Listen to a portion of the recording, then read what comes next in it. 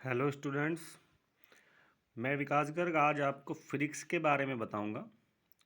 कक्षा 12 की फिजिक्स के लिए हमें किन किन चैप्टरों का अध्ययन करना है, इसके लिए हम जो कक्षा 12 की किताब है उनको शुरू से अध्ययन करेंगे।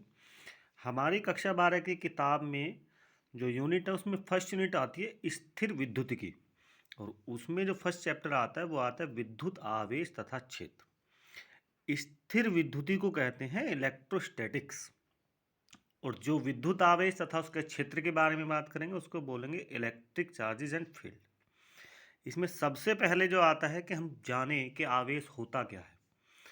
हम जानते हैं कि पृथ्वी पे प्रत्येक जो चीज़ होती है या प्रकृति में जो हमारे पास विद्यमान सभी चीज़ें हैं उनमें प्रत्येक कण कुछ ना कुछ स्थान घेरता है। जो आपके सामने जो पेपर वीडियो है उसमें दिख भी रहा होगा, पहली लाइन में यही लिखा है कि प्रकृति में जो विद्यमान है प्रत्येक कण वो स्थान घेरता है, जो एक द्रव कण कहलाता है।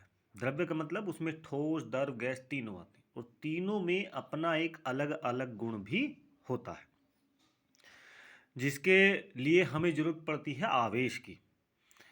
आवेश क्या है? आवेश किसी भी कण पर दो प्रकार का होता है, एक धनावेश और एक ऋण आवेश। जैसे आप यहाँ पर देख रहे हैं कि धनावेश और ऋण आवेश। यहाँ पर हमारे पास ऋण आवेश और उतने ही परिमाण का, यानी सेम परिमाण का, जैसे हमने पढ़े थे फोर्सेस दो, ऐसे ही परिमाण, सेम परिमाण का हर एक कण पर दो तरह के आवेश होते हैं, ऋण आवेश और धनावेश। यह आवेश निर्भर किस पर होते हैं? यह आवेश निर्भर होते हैं पदार्थ में उपस्थित इलेक्ट्रॉनों पर, और एक इलेक्ट्रॉन पर जो आवेश होता है वो होता है 1.6 गुना 10⁻⁻⁻19 कूलम। जो आवेश को हम रिप्रेजेंट करते हैं वो करते हैं छोटे, यानी स्मॉल क्यू से। स्मॉल क्यू बताता है कि ये आवेश है, आवेश को डिफाइन करता है, प्रदर्शित करता है। जो आवेश होता है वह एक अदिश राशि होती है, दैट मीन्स उसमें केवल परिमाण होता है, दिशा की कोई आवश्यकता नहीं होती। जो आवेश होता है यानी क्यू जो होता है वो जो पदार्थ में उपस्थित इलेक्ट्रॉन है उनकी संख्या और एक इलेक्ट्रॉन पर कितना आवेश है उनके गुणनफल के बराबर होता है। जैसा कि आप देख रहे हैं यहाँ पर कि पदार्थ में इलेक्ट्रॉनों की संख्या कितनी है और एक इलेक्ट्रॉन पर आवेश कितना होता है, इन दोनों का मल्टीप्लाई करेंगे तो हमें पता लग जाएगा कि इस पदार्थ पर कितना आवेश है। जितना पॉजिटिव होता है उतना नेगेटिव, यानी जितना धनात्मक होता है उतना ही ऋणात्मक होता है, इसलिए इसमें कोई दिक्कत होगी नहीं हमें निकालने में। पहले बात करते हैं, जब स्टार्टिंग से बात करते हैं कि विद्युत की यानी इलेक्ट्रिसिटी क्या होती है। जब तक आवेश यानी हमें इलेक्ट्रिसिटी का पता नहीं लगेगा, विद्युत का पता नहीं लगेगा, तो हम उसमें आवेश नहीं पता कर सकते। इसके लिए कि भौतिक विज्ञान की वह शाखा जिसमें हम ऐसी वस्तुओं का अध्ययन करते हैं जिन पर आवेश स्थिर रहता है, यानी फिक्स रहता है, स्थिर विद्युत विज्ञान या स्थिर विद्युत यानी इलेक्ट्रोस्टैटिक्स कहलाती है। विद्युत आवेश किसी पदार्थ का वह गुण जिसके कारण उसमें विद्युत तथा चुंबकीय प्रभाव उत्पन्न होता है, वो क्या कहलाता है? विद्युत आवेश कहलाता है। इसके लिए प्रैक्टिकल किए गए। प्रैक्टिकल में एक आबनूस की छड़ और एक बिल्ली की जो खाल होती है, यानी बिल्ली के जो बाल होते हैं, सूखे बाल ले लिए हमने, एक कांच की छड़ ले लिया, रेशम का कपड़ा ले लिया। मैं आपको कई एग्जाम्पल हैं, इसमें मैं आपको दो एग्जाम्पल बताऊंगा।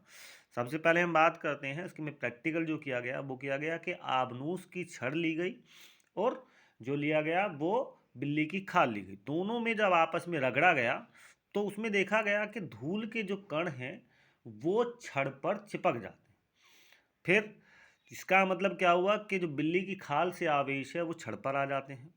फिर दूसरा प्रैक्टिकल क्या किया गया कि रेशम का कपड़ा लिया गया और एक कांच की छड़ ली गई। जब कांच की छड़ से रेशम के कपड़े को रगड़ा गया तो उसमें क्या हुआ कि उसमें एक दूसरे पर क्या हुआ, आवेश, यानी बिना किसी एक्स्ट्रा फोर्स के जो उनके रगड़न के कारण उसमें बल यानी चुंबकीय बल उत्पन्न हुआ था, उसके कारण एक दूसरे पर इलेक्ट्रॉन ट्रांसफर हुए। जो ये बल उत्पन्न हुआ रगड़न के कारण, जब दूसरे को रगड़ा, इसी ही बल को कहते हैं विद्युत चुंबकीय बल। लास्ट क्लास में आपको पढ़ाया होगा कि प्रकृति में पाए जाने वाले चार बल होते हैं। कौन कौन से होते हैं? प्रकृति में पाए जाने वाले चार बल हैं। एक है हमारे पास गुरुत्वाकर्षण बल, दूसरा होता है विद्युत चुंबकीय बल, तीसरा होता है परबल नाभिकीय बल और चौथा होता है दुर्बल नाभिकीय बल। ये 4 बल प्रकृति में पाए जाते हैं, जिनमें जो दूसरे नंबर पर आता है यानी गुरुत्वाकर्षण बल से तो मजबूत होता है, और दुर्बल नाभिकीय बल और परबल नाभिकीय बल से जो होता है वो कमजोर होता है, उसको बोलते हैं विद्युत चुंबकीय बल। ये हमारे पास बल होते हैं। आवेश इन्हीं पर डिपेंड होता है। इसके लिए प्रैक्टिकल की अब जब हमारे पास इलेक्ट्रॉनों की बात आती है तो हम बात करते हैं परमाणु की। परमाणु जो होता है, मान लिया कि ये हमने कोई भी मान लिया कि जैसे ये मैं बात कर रहा हूँ आपसे कि हमने मान लिया कि ये कोई परमाणु है, यानी ये क्या है, ये एक एटम है, और इसका जो मेन सेंटर होता है, इस सेंटर में यानी इसको बोलते हैं नाभिक, इसको बोलते हैं नाभिक। इस नाभिक में जो हमारे पास फोकस होता है, यानी पूरे परमाणु का जो द्रव्यमान होता है और जो फोर्स होता है, इस नाभिक पर ही संकेंद्रित होता है, यानी इस पर ही डिपेंड होता है। इस नाभिक में क्या होता है कि इसमें होती है हमारे पास कक्षाएं परमाणु। इन कक्षाओं में हमारे पास इलेक्ट्रॉन घूमते हैं। इन्हीं जो बाहरी यानी नाभिक के जो बाहर कक्षा होती हैं उनमें होते हैं इलेक्ट्रॉन, और जो नाभिक होता है इसके अंदर भी कक्षाएं होती हैं। इन कक्षाओं में होते हैं जो हमारे पास होते हैं वो होते हैं प्रोटॉन। जितना हमारे पास प्रोटॉन पर आवेश होता है इतना ही इलेक्ट्रॉन पर आवेश होता है। बस इलेक्ट्रॉन पर नेगेटिव यानी ऋणात्मक आवेश होता है, प्रोटॉन पर धनात्मक आवेश होता है। फिलहाल की वीडियो में इतना ही। अगली वीडियो में मैं आपको प्रॉपर परमाणु की सारे आवेश, इन पर कितना आवेश होता है, कितना द्रव्यमान होता है, ये सारी चीज़ें बताऊंगा। धन्यवाद।